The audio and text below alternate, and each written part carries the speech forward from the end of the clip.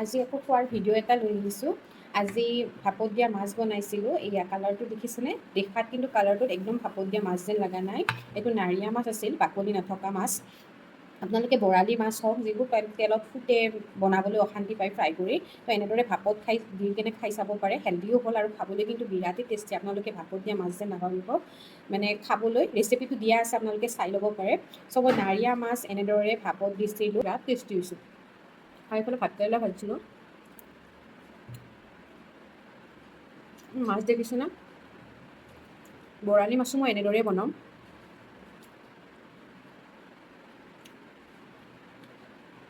আপোনালোকে ইলিচ মাছো খাব পাৰে এনেদৰে বনাই, বিৰাট টেষ্টি হয় খাবলৈ। এইফালে লৈ লৈছোঁ, এইখিনি ৰঙালাওৰ আগ লৈছিলোঁ, কঁঠালৰ গুটি দি বনাইছিলোঁ।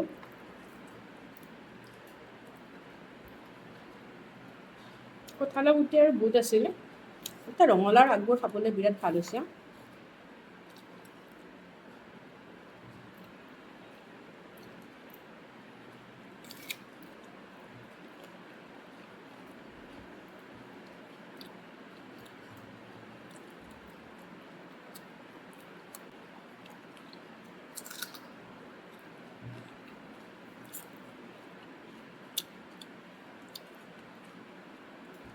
ৰেচিপিটো লাগিলে আপোনালোকে পাই যাব, মই ৰেচিপিটো দি দিম।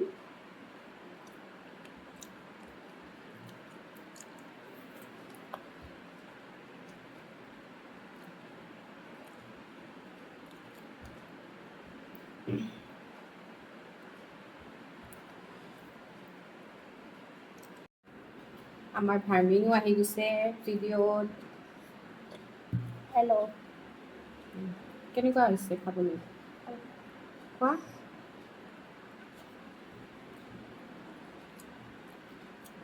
তৰকাৰী কেনেকুৱা লাগিছে বাবা? ভাল হৈছে, বহুত ভাল হৈছে। ভাল লাগছে?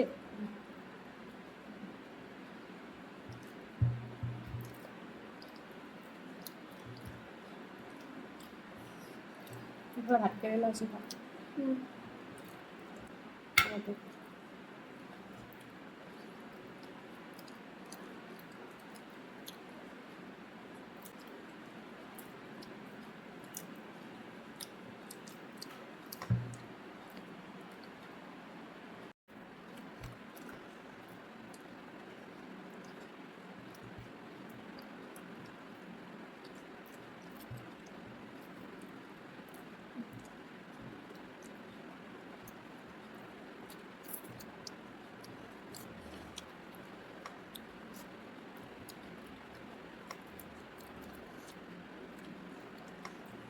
আজিলৈ আহিছোঁ দেই, আপোনালোকক দেখালোঁ মই মাছৰ তৰকাৰীখন। আপোনালোকে ভিডিঅ'টো ৰেচিপিটো লাগিলে পাই যাব।